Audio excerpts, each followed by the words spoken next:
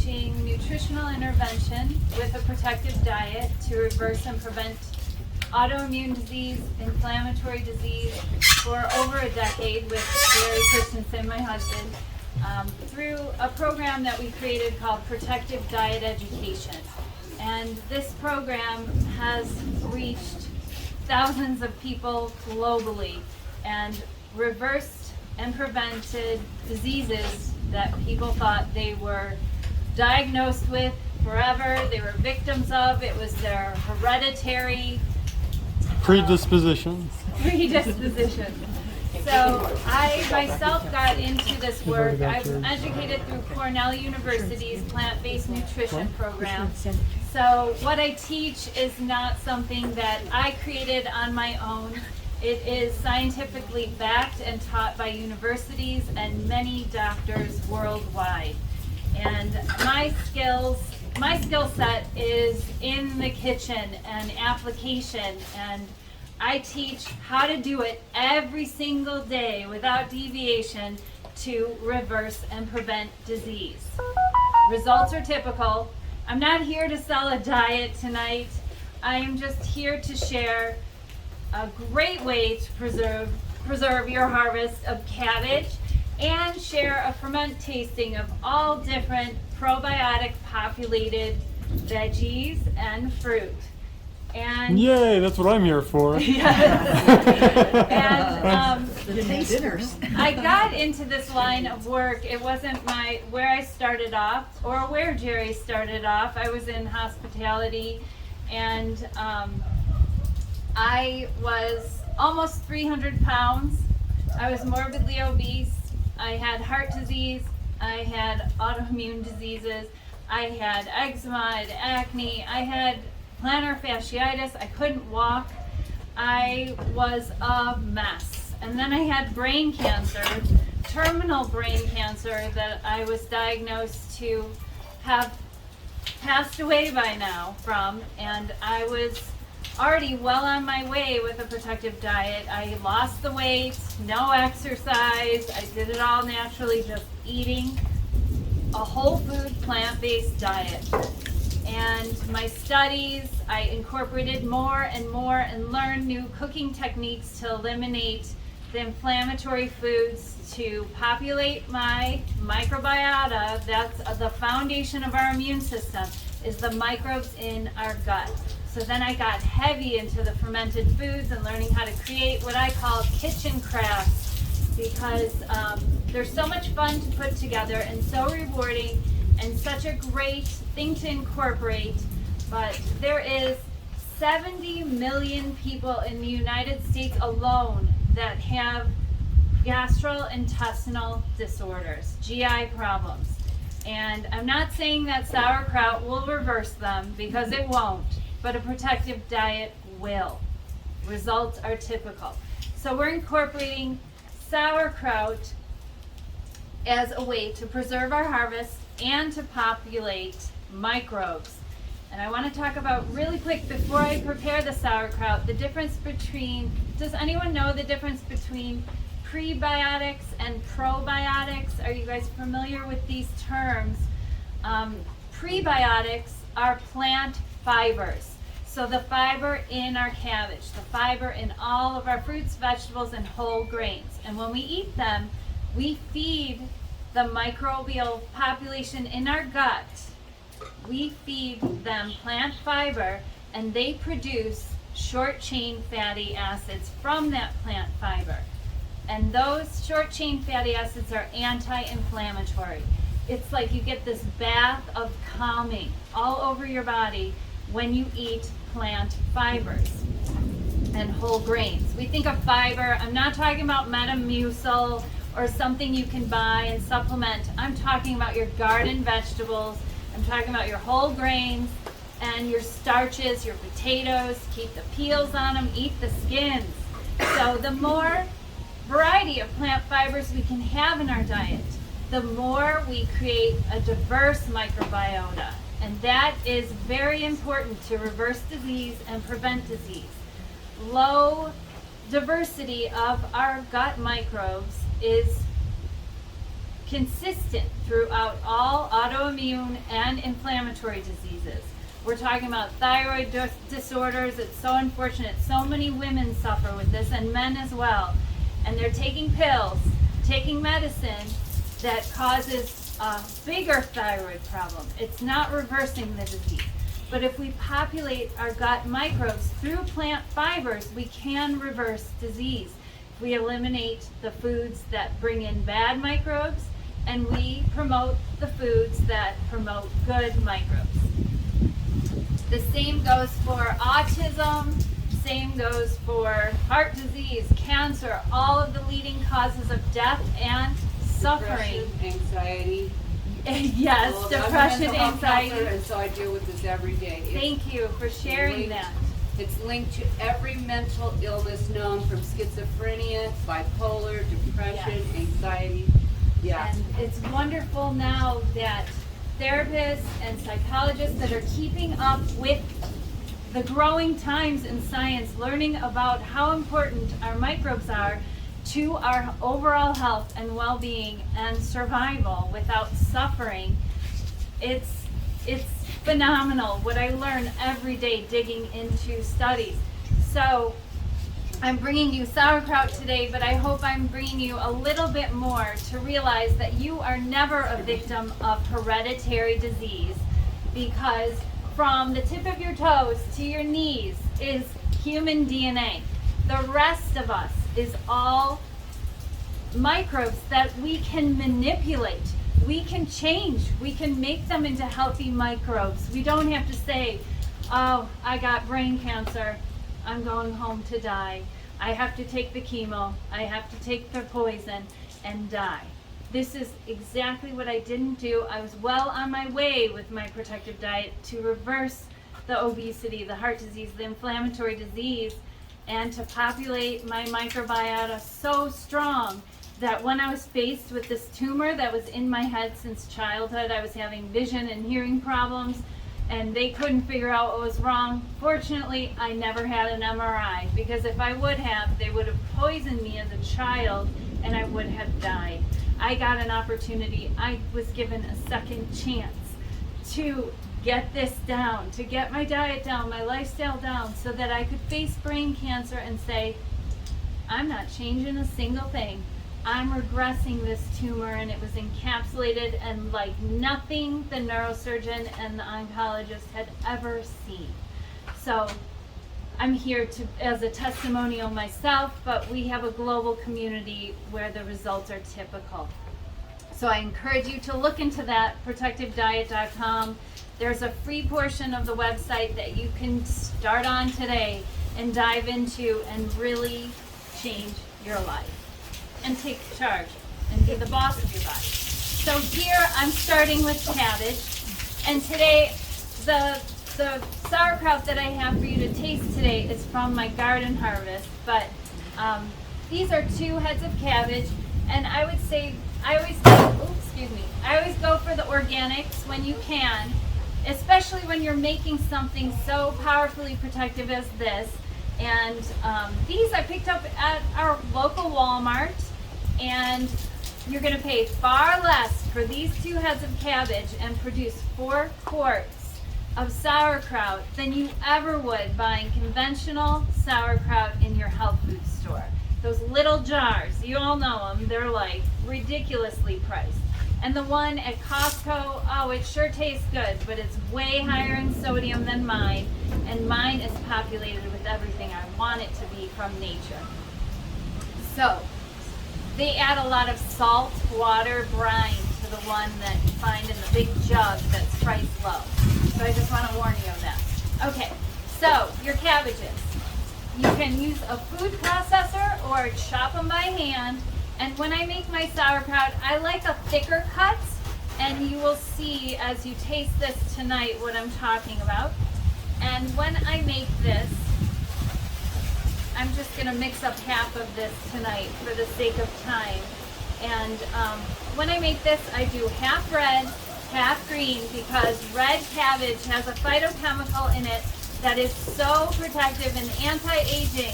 and cellular healing and protective, and our microbes love anthocyanin. It's the red color and the blue color and the purple color in all our fruits and vegetables. So I want to get that in my sauerkraut. And when we mix the two together, you get the most beautiful ruby color. If you use just straight red, which you can, it will be very dark, so you won't see this color. And we eat with our eyes, so we want to have beautiful colors. And this sauerkraut will make a grain bowl, a plain brown rice bowl, delicious. So because of the color, it's just so appealing. So the next thing we're adding to our sauerkraut, oh, and I want to mention, I cut this with my food processor. And my food processor has an adjustable slicing blade, and I turn it all the way up to the thickest cut. But you can shred it thinner if you like, or shred it by hand to get a thicker cut like this. Because the thinner you cut your cabbage, the more mushy or soggy it will be. And I want something that still has some crispness to it. That's up to you. That's your, your preference. So then the cabbage ratio to salt will be, let me just double check, I do it on a scale. So I do 7 grams of salt to 1 pound of cabbage.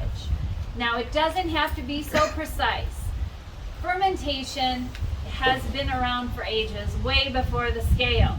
So this is how our ancestors preserved their harvest. And so it doesn't have to be that technical. So if you don't have a scale at home, you can use measurements, and you can weigh this in your produce section on the scale to get kind of an estimate what it is. You're going to remove some of the core when you're slicing, but no big deal. So what I usually say is a general rule, if you're buying organic cabbages, they're usually, if you get 2, they're about 3 pounds a piece in the store. And then for every 6 pounds of cabbage, you would do, what's my calculation here? 2 tablespoons of salt. Now salt comes in different grains. So this one is from Costco. It's the Himalayan pink salt. You could use Redmond's, that's popular here in Utah. You could use any salt that is additive free. You could use a sea salt.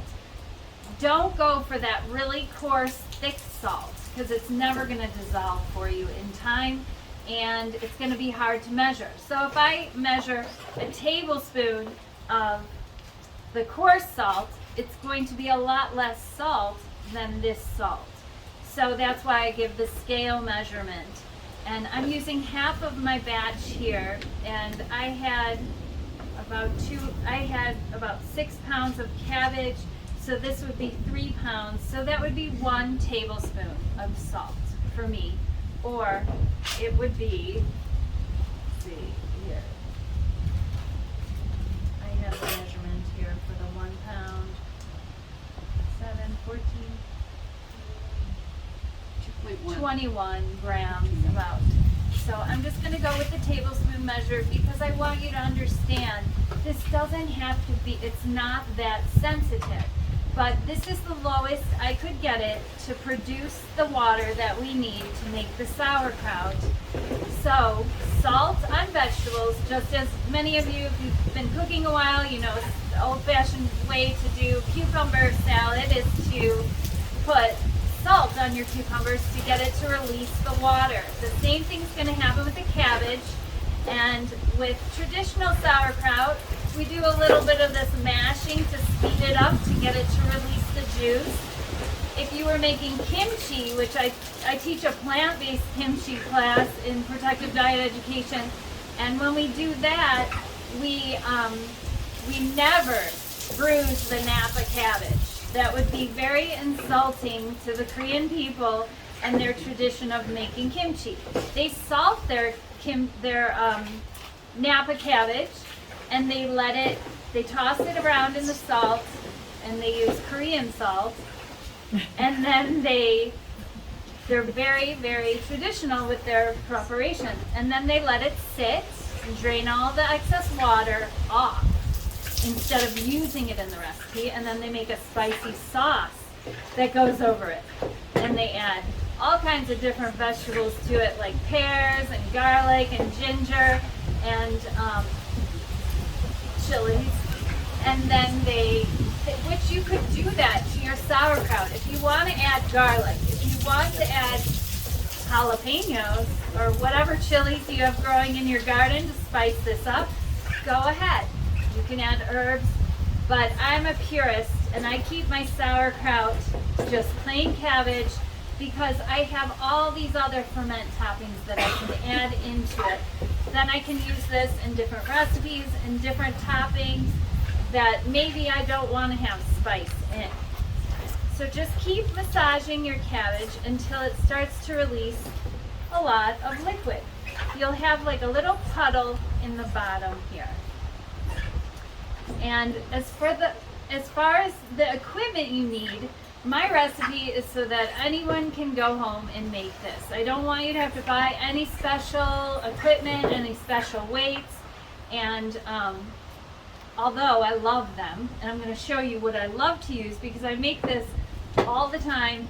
There's never a day that my refrigerator doesn't have a couple jars of this in there. As soon as I open one of the 2 last jars, I'm making more. So this only takes 7 days to make, but I never want to run out. And I never know who's coming over for dinner and how much sauerkraut they're going to put on top of everything, because we put it on everything. And so I'm showing you how to make this in a 1-quart canning jar, which I think everyone here has one of those, right? I hope. If not, you could use any jar. So the next thing you're going to find is some way to weight down your ferment. And I'm just going to take these off, and I'll probably be sorry I did that. And some way to weight your sauerkraut down.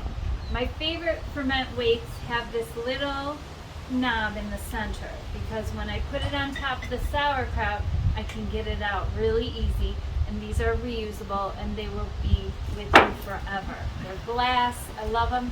They also make them like this. I don't recommend this style because it's not as easy to get out as these newer ones. These are my latest edition.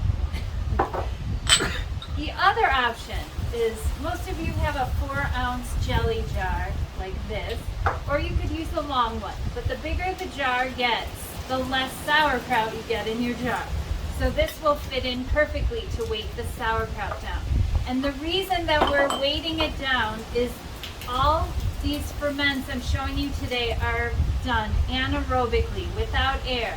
Because if the air gets on the cabbage and it's floating to the top, it can mold, it can grow a lot of yeast, it can grow things. So when it's submerged into that saltwater brine, it will be protected.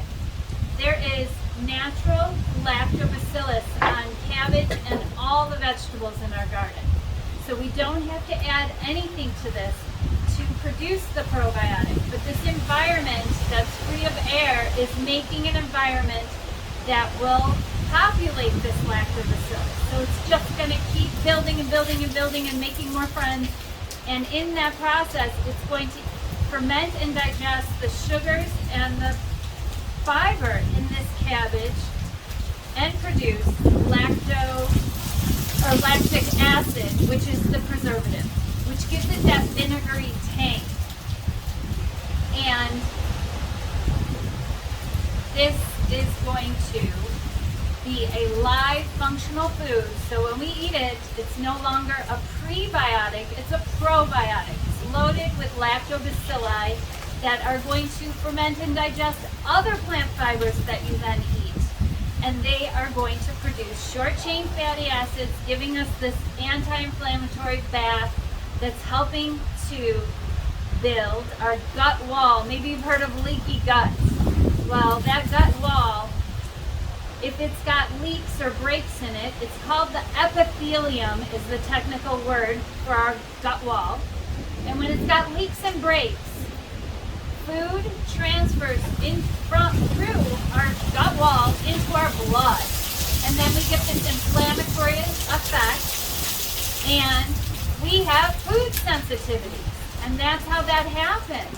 So if you're having food sensitivities, if you're gluten intolerant, and you're not celiac, you're just sensitive, or you have other food sensitivities, there's millions of them, nuts or thousands of them, that are popular. They're very, very common. We can heal our gut wall, our epithelium, by these microbes populating in our gut and producing short-chain fatty acids, creating this anti-inflammatory effect, healing our gut wall, tightening up the epithelium so that no food that we eat or viruses or bacteria can pass into our blood.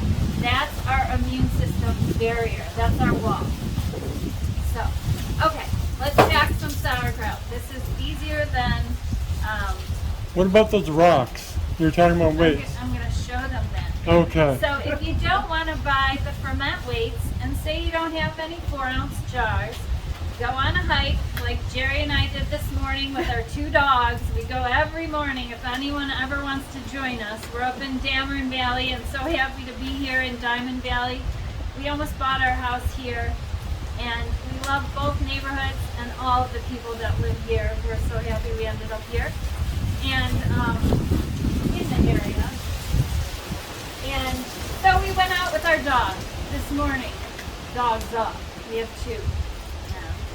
And we picked up these rocks that you see before me. As soon as I can get my hand back in this glove, I knew I'd regret taking this glove off. I'm wearing gloves today. This is not necessary for making sauerkraut. I just did that to keep things clean because I didn't have a sink here to wash my hands. So these rocks, if you want to find rocks that you can fit into a wide mouth jar, and I always recommend a wide mouth jar so that it's easy to pack. And you could use, there's some people that use Ziploc baggies and water, or Ziploc baggies and marbles. You could use marbles. I know Loma's got some marbles at her house. She's got a collection. And they're beautiful. Well, you could put marbles inside a piece of plastic wrap, or you could use any of these jars, and they don't have to fit straight in. You can get them to go in afterward. But I'm going to use this one Jerry picked. And wrap it up with the saran wrap, and I want you to twist it, wash your rock, but it's not going to touch any of your food. I like this option the best over the plastic baggie with water because that takes up way too much space. And I want to get as much sauerkraut in each jar that I can. And there's your ferment weight.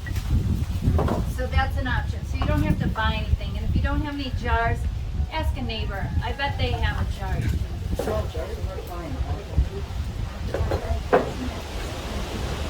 So I'm just going to give this one more squeeze. Of course, it's not producing the water that I need it to today, right? So I want to talk about these drinks while I'm squeezing this up.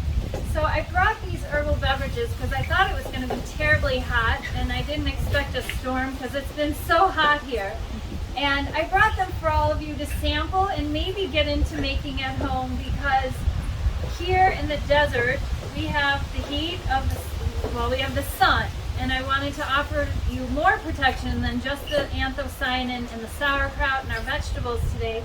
But here on the right we have, if you want to come up and sample them, I have some Dixie cups back here, or you can get them after class. But on the right I have blue chai, which is made with butterfly pea flowers and mint from my garden. And blue chai tastes pretty much like nothing. It's like blue water, and then I add the mint for flavor. And this is very anti-aging, cellular protective. I made notes on each of them to remind you as you help yourself to the protection in this calorie-free beverage. If we could drink this in place of water, we'd be much better off. All of these beverages are cardioprotective, and our microbes love the phytochemicals. They light up when you give them to them, especially in calorie-free form. Kids also like them too. If you put them in water bottles like this and put them in the fridge, they're gonna grab them. They love the color. They're very popular globally in our community. The middle one that Jerry has there is called African Red. And these are all recipes on Protective Diet, but I put the herbs that I use in front of them and label them so you can pick them up off of Amazon or Azure, which is something else that I should share maybe after class, another resource. And this one is made from African rooibos, which is a bush that's loaded with anthocyanins. So where do you get those things? Well, there's a resource here we started a resource here in Dameron Valley that delivers monthly. Actually, tomorrow's our delivery date. They drive down from Oregon. They're the largest independent organic resource that we used in our previous home, and there's a delivery in Tokerville. When we moved here, we thought, okay, we'll be fine. We can go to Tokerville once a month. You put in your order, and you will get wholesale prices on everything, like all of the things that they sell at natural grocers. They deliver for wholesale direct to you in bulk. So is this a liquid form that you're getting? No. I don't know what. So, right in, if you want to pass that around. Oh, okay. Those are That's dried what Flowers. They're Oh, dried okay. flowers, Now and I- we're brewing And them. what are we? Okay. And this red one Okay. here is hibiscus. That is I get it now. beautiful and Okay. protective. The hibiscus has the most lemony flavor. Okay, so I'm going to pack my sauerkraut here. I should have put. Then what? Water. Put the flour just in water, and that's And it. then Okay. strain the flowers out. How long does it have to sit? Yes, you can do it. How long does it take to make the tea? She asked, how long does it take to steep them? Okay. You can brew them in the sun, or just in cold water in the fridge overnight, or you can hot brew them. When you hot brew them, you're going to lose a little bit of the anthocyanin, but not enough to worry about it, because it's loaded. It's loaded with protection. So we're just putting the sauerkraut in the jar. And then the next tool that I'm going to recommend is a tamper. So you can use your fist, just like this. Oh, look at that water coming out. Yep, that means we got a good fresh cabbage. If you're not getting water and liquid out of your cabbage, it's because it's an older cabbage, but continue to massage it and it will come. Some people will put a saltwater brine in there. They'll make more brine. I suggest not doing that. That sometimes causes challenges with the sauerkraut that I've had in the past with molding. Have you ever used Bragg's recipe? No. So he doesn't use salt at all. He uses kelp instead of salt, and he does add water. So Yeah, that sounds like a great recipe if you don't mind the sea flavor. it's not a lot of kelp. It's really not a lot. You really don't taste it. And he adds garlic and caraway sounds seed. great. It's really good. So this is a fermentation tamper, and I highly recommend this because it just makes it go so much faster and easier if you're making several jars. When I first got into fermentation, I was like, oh, I don't need that It's thing. getting hard to hear Julie when people are talking. So can Oh. you just listen to Julie, please? Thank you. It's definitely a fermentation tool I love.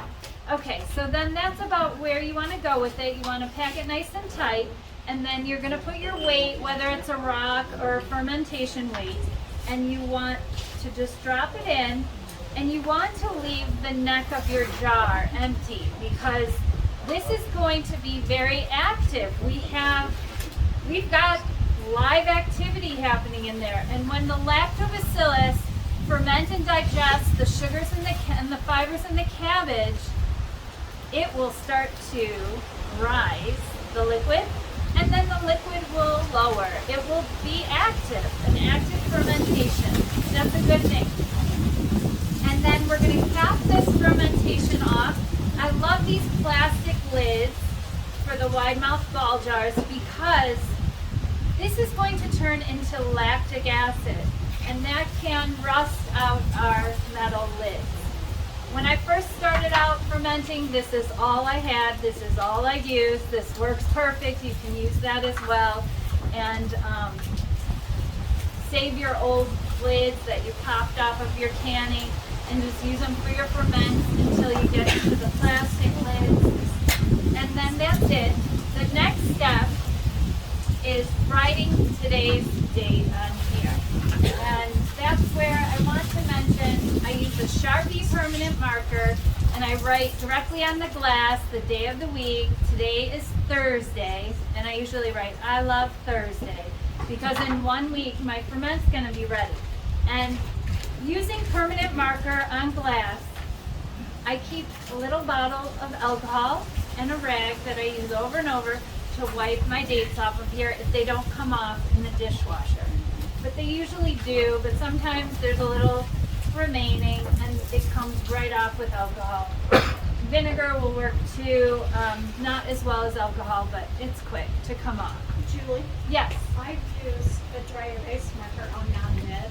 It works pretty good too. Oh, yeah, You don't dry smudge erase. it, but then you can wipe it off and Oh, reuse that's a your great lid. tip. If you didn't hear her, she said on the plastic lids, she uses a dry erase marker and it wipes off easily. That's a great tip.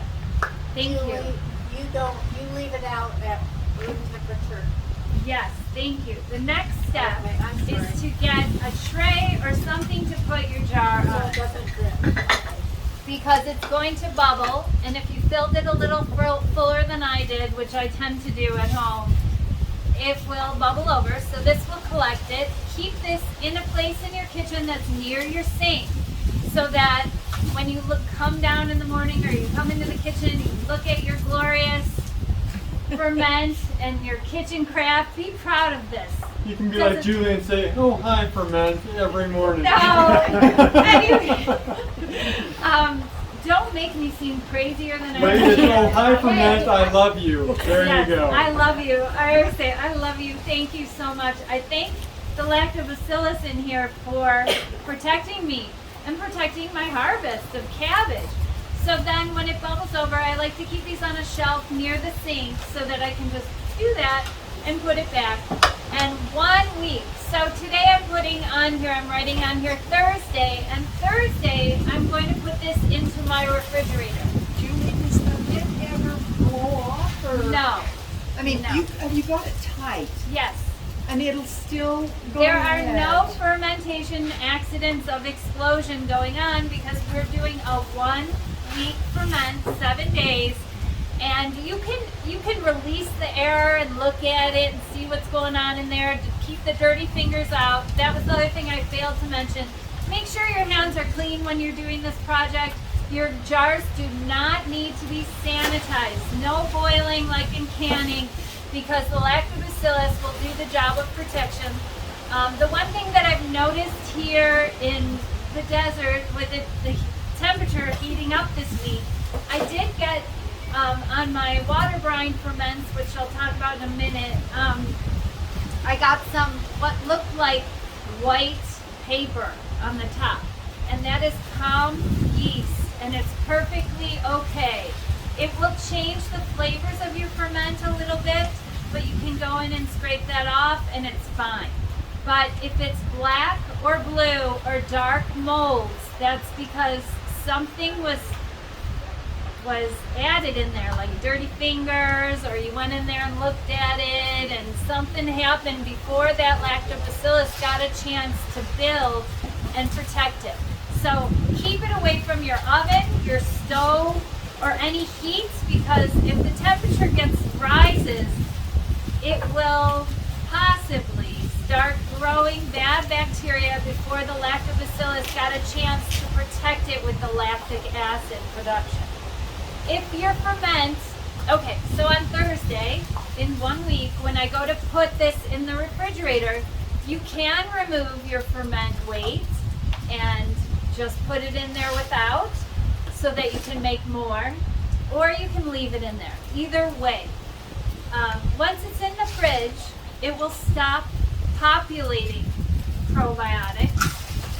It will just remain where it's at. It will ferment very slowly, like they do with kimchi. Kimchi is not fermented outside of the refrigerator. It is something that is put in cold storage to preserve the cabbage, to slow the fermentation and keep a fresh taste to it. With these small batch ferments, 7 days is enough. In just 4 days, this will be actively populated with probiotics. And in 7 days, it will get that tanginess to it that we love in sauerkraut from the lactic acid. If you open up your sauerkraut and it smells bad, oh, you get knocked out by it. That is the sulforaphane production.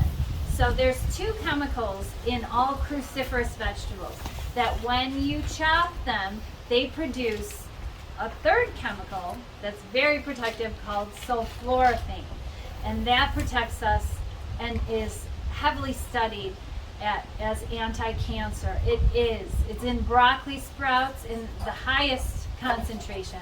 But in this sauerkraut, it's happening. It's populating because we chopped it up and put it in there. So if it smells bad, put it in the fridge. Let it mellow out for a few days. Don't ever eat warm sauerkraut off the shelf. It is not appealing. We want our sauerkraut cold, and we want it to mellow out in the refrigerator for a day before we judge it. Longer ferments will get funkier in smell and taste because of this population of the healthy microbes and because of the sulforaphane production. Also, what else did I want to tell you about the refrigeration of ferments? Oh, you can your sauerkraut. If you don't have enough room in your refrigerator, you can it, but you're going to kill off your probiotics. So you want to keep this in storage in your refrigerator up to a year. So it's perfect when we harvest cabbage. This year I planted some for the fall. I'm going to have a second harvest, but if we're harvesting once a year or we're buying when cabbage is fresh in the store or getting it from a neighbor, we can preserve all of the sauerkraut we need for the year if we have room in our refrigerator. That's my challenge, as you can see. I keep all of these in my fridge door, and Jerry and I eat them every day, so we go through them. So I want to talk a little bit about what I have. Oh, and the other thing, if you're introducing your family or friends to sauerkraut for the first time, I want you to open the sauerkraut in the kitchen, not tableside. Don't open this up in front of your kids and be like, try this, because they're going to get whacked with the smell of the sulforaphane and say, you gotta be kidding me, you're gonna eat that? So open it in the kitchen, even put it in a little dish, or put it as the sweetest little pink garnish on top of their macaroni and cheese. Don't, I didn't say that, did I? Cheese? That cheese was spelled with a Z, of course, not an S. But anyway, so that's there. So here, Should you eat every day to? great question. How much should we eat every day for the probiotics? These are garnishes. They do contain salt, so I use them as a way to add zest to my food. I don't drink sauerkraut juice. I don't drink the brine from any of these for the probiotic effects because I have worked hard to populate my microbes. I already have those healthy gut microbes. I'm just adding more to them and adding plant fiber to them. These are definitely garnishes. So, I don't know, if you put a 1/4 cup on top of whatever you're eating, don't eat it as a salad, add it to your salad. And that's going to give you, we do need sodium in our diet, and that's where some people go totally salt-free. And sodium, it is something that we need to help with our hunger too. If we remove all the salt out of our diet, our body will crave things to get us to eat sodium and sometimes produce a hunger out of normal.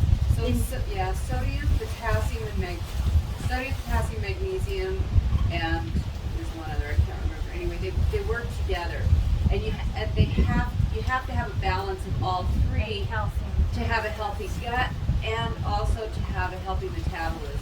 Yes. So sometimes we can have hunger that's out of control. I help to eliminate challenges with hunger. If I can have another minute to talk about microbes. Our microbes, when we have a healthy gut of microbes, they direct us because, like I said, we are 10 microbes to one human cell. So they will make you eat what they prefer. And if we've got bad microbe population in our gut because we eat a lot of fast food, we eat fried food, we eat oils, we eat animal products, and that's the main part of our diet, we've got some unhealthy microbes in our gut, and they control what we eat because there is the vagus nerve that goes from our gut to our brain and sends dopamine, sends all our wonderful neurotransmitters that make us feel good when we see the foods that they prefer. So Jerry and I have been eating this way. I've been eating this way for 17 years. So when I see these, I light up.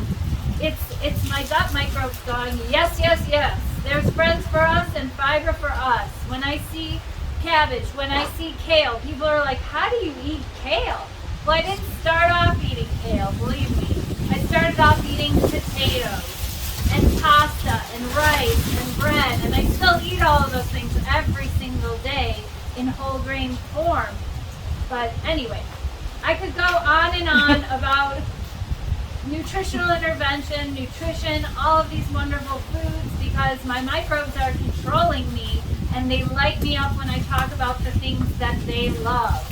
So that being said, we can manipulate our food cravings by eating healthier and healthier. And I know we have some people here in our audience tonight that are on a protected diet along with me, and they are doing it. They are doing it. They're hitting those averages. Results are typical: 10 pounds a month shed if you have excess body fat, reversal of type 2 diabetes, reversal of heart disease, clearing your plaques, getting off meds. I have to say that here we are in these very unsettled times, and we're trying to be more resourceful in these preparedness classes. I've learned so much, but the one thing that I could share with you is we have to get off the medications. And the only way to get off of these medications and be independent and living free and not dependent on pharmacies for our health, because they're not giving us health. They're maintaining disease. They're maintaining our life barely while we're inflamed and diseased, instead of giving us health. There is no pill that will give us health.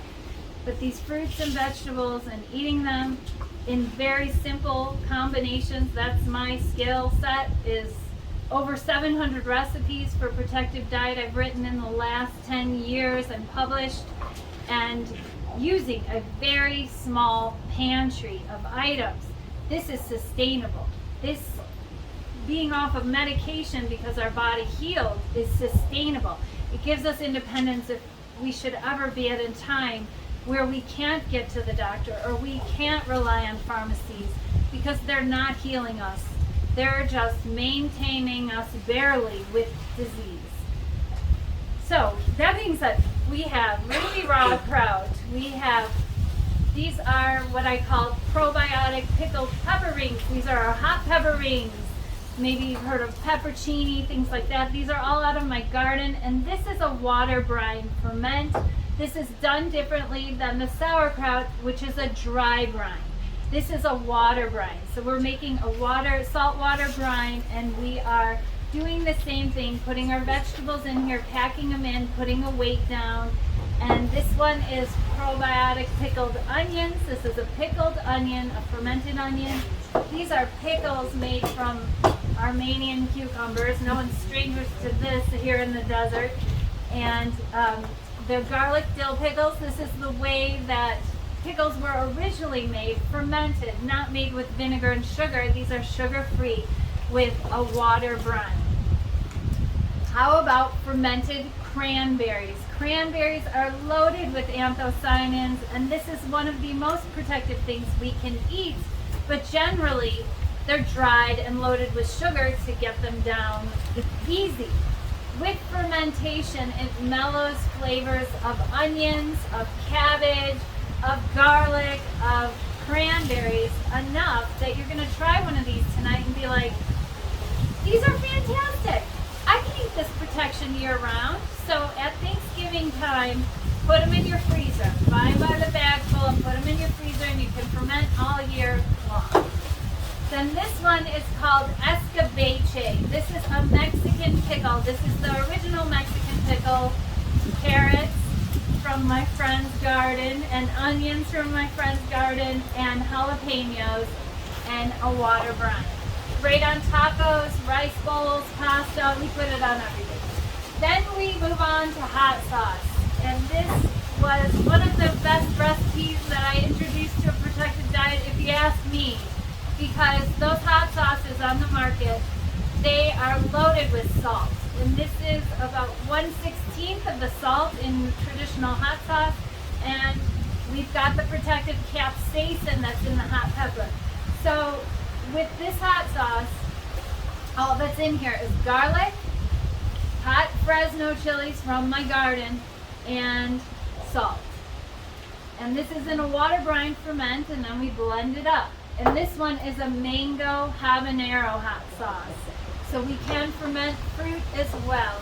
I have so many more ferments that I've shared in my fermentation series that are not here tonight because I can't fit them in my fridge. So I go through different cycles of things. Now I have green beans that I have fermenting at home from my garden, and okra, which I forgot to bring. I can't believe I forgot my jar of okra. It's kind of slimy when you ferment it. If you think it's slime, I love it. But I love it raw the best. I think raw okra is the best. Then here is fermented salsa. This is one of the top-rated recipes on a protective diet. Everyone loves this. And then this one's a fermented pasta pizza sauce. So you can give these a try. You want to come up. I made these with Jerry today.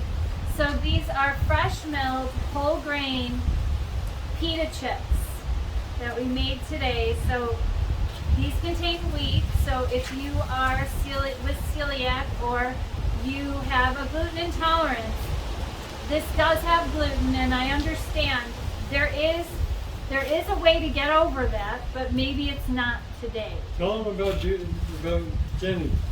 Can we share?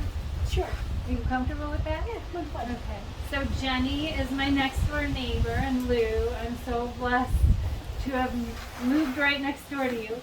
And yes, and she called me up and you text messaged me. You said, how long will it take me to lose 30 pounds on that diet of yours? And I said, 3 months. And here she was, 3 months in, 29 pounds now. And where are you now? 38 pounds. 38 pounds now. And how long has it been? Well, it's been a little over 3 months, but I lost 30 pounds in 3 months. 30 pounds in And that 3 was my goal. Okay, yes, she hit her goal, but 39 pounds is fantastic. 0 exercise, because Jenny was going through recovery from hip surgery. So she couldn't get out and do anything. But she did get in her kitchen, and she created a workplace for wellness, is what I call it on a protective diet. And she got busy. She followed the recipes. She made them. She ate them, and she lost the weight. She was gluten intolerant when I met her, and I said, I'm going to have you eating bread soon enough. Sure enough, we got her a bread maker in her kitchen, and she's making the whole wheat bread, and she's enjoying it. So she is just one in-person example. I know there's a few others of you here. Jenny, I'm so proud of you, and all it took was trusting me and following along and doing it every single day, and boom, it's magic. And getting desperate. Getting desperate. Getting desperate. Sometimes we have to hit like that point in our life where we're like, I just can't take it anymore. Here I was in my 20s. I'm going to be 50 this year. And I was in my 20s when I first got started, and I was like, I'm hobbling around. I can't walk. My feet are so inflamed with this plantar fasciitis that everyone in my family had. And it was hereditary, the doctor said. And sure enough, I built up my gut microbes. I had this anti-inflammatory bath happen, and I was running. I couldn't believe it. I was wearing one of those foot braces at night. I was a miserable 20-year-old, and it was all due to my dietary choices. So, whoever wants to come up and have a little sample, I've got some plates, I've got some tongs here. I'll put them, I better open these before you come up here, because you might get knocked out. But, oh my goodness. I want to thank everyone. If anyone has any questions, please, I'm happy to share. So you're going to email us the recipes? Yes, I'll email you the recipe for the 7-day sauerkraut. And if you want more Protective Diet recipes, just go to protectivediet.com. You can go there right now and get the 7-day sauerkraut. I made it a free recipe so that everyone here and anyone at home that's viewing can look it up and check it out and read all the information on it. And on every recipe in our program, all the premium recipes, and this one included, I like to include the nutritional science. So there will be a link that will tell you all about anthocyanin if you want to dig in more and dive in more, because I feel like the more we understand the protection in our food, the more inclined we are to eat it, and that includes children. I have a lot of children in my classes. I taught classes when we lived in the Chicago suburbs. I was on a cable television program that their objective was to reverse childhood obesity, because it's growing and it's just so unfortunate. And kids, they're just not into vegetables or fruit. So I got them into it. I got them in the kitchen with me cooking Protective Diet recipes on this television show that aired every day, and they loved it. And when we made the sugar-free ketchup, their response was, it tastes just like ketchup. So don't doubt that your kids won't join you with this. Make it fun. Have fun. Give them a job in the kitchen, because if they prepare the food, they're more inclined to eat the food. I made this. They're going to want everyone in your family to try it. So kids are my favorite to cook with. There's another question back there, Julie. Yes. Can you give us that website again? ProtectiveDiet.com. And also I wanted to share, if you'd like, when we send you the link to that recipe, I can also send you a link to Azure Standard, which is that resource. There's a catalog that has everything from like lifestyle products to fruits and vegetables. They're a family farm, but they also provide wholesale organic grains. Yeah, At a great if you want grains for food storage, and we've had a hard time finding grains in bulk here. That's where we get our grains. That's how I Very met easily, the yeah. Davies. And first I met Barbara. Is she here tonight? Yeah, she's right with Charlie. Oh, it's Charlie. Oh, what a beautiful sight. I met Barbara first. We moved here, and 3 days after dropping our boxes, we called Azure and we said, can we start our own drop? And it was one of the greatest things we ever did, because we got to meet so many people, so many of you that brought us here tonight doing this. So are you saying you're going to send us the link to that? Yes, I'll And then send you. and how do you join your drop thing? It's the St. George Protective Diet Drop, and Jerry will put that in on the All the email okay. to direct you. Okay. And it's once a month, and you have all month to select your items and browse their catalog. Don't get caught up in it too long. You'll be on there for hours. And every month I find something new through their And sale that's where you get catalog. this blue chai stuff? Yes, Okay. you can also get Okay. this on Amazon. I don't think they have this. Oh, okay. If They you want to definitely come have up the and look. rubus. They do have the rubus though, because I've bought And from the there. hibiscus, and you can get it in organics. Any kind of tea that we are drinking purposefully for protection reasons, go organic with it, because you're going to. That's another thing I want to mention. I can't not mention this. With our gut microbes, one of the correlations is herbicides and pesticides that kills our healthy gut microbes. And living here, after living in the Midwest my whole life, I've never seen so many weeds in my whole life. I can't even believe it. And with the rain we had, Jerry and I are out there, and we grew a pretty massive garden, and we don't want to spray because I'm familiar with what Roundup or glyphosate will do to my microbes, and they're my protection, they're my defense. So we're out there picking and pulling and spraying with vinegar and trying all of the natural ways to get rid of these weeds. But after last class that we had with you in the edible weeds class, we're pulling our weeds. I'm like, should I save this for dinner? We're looking at this so differently now. So I thank you. I'm not looking at them so angry at them anymore. I'm looking at them as, oh my gosh, look at what God provided us in case we need them. We don't need this many. But, I gotta try fermenting some, see if it'll tone down the bitterness. Who knows? But try your best to get rid of those herbicides, those sprays, the pesticides and herbicidal sprays, because that is what's wiping out our gut, and that's why we're seeing these elevated numbers of autism, of Alzheimer's, of Parkinson's, yes, degenerative, any autoimmune, any inflammatory disease. It's related back to our gut microbes.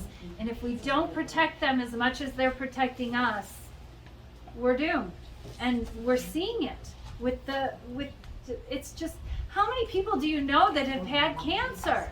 So I have to tell you Dogs. this. I just Do you read know an- why there's so much cancer in the I just read dogs? an article They walk today. on the ground that's been sprayed. I just read an article today. Doctors are getting really worried because every 10 years since the 1950s, the rate of cancer is increasing logarithmically, basically, in people under 50. Yes. I mean, they're like freaking out because they got people in their 20s and 30s having cancers that they didn't used to see until people were in their 50s and 60s. So it's, Yes. they said Cancer every is 10 going years to be it above goes up. heart disease Yeah. in a very short amount of time. Heart disease has always been our leading killer, and please, if you're on blood pressure medicine, please don't think that that is protecting you. If you're on cholesterol, statins, that is not protecting you. It's just changing the numbers. And I lost my best friend at 40 years old to a heart attack, and if I can reach one of you, just to consider diet and lifestyle intervention to get off that blood pressure medicine or off those statins that are so threatening to your health. The side effects are threatening, and they are not protecting you from a cardiovascular event that will cause sudden death.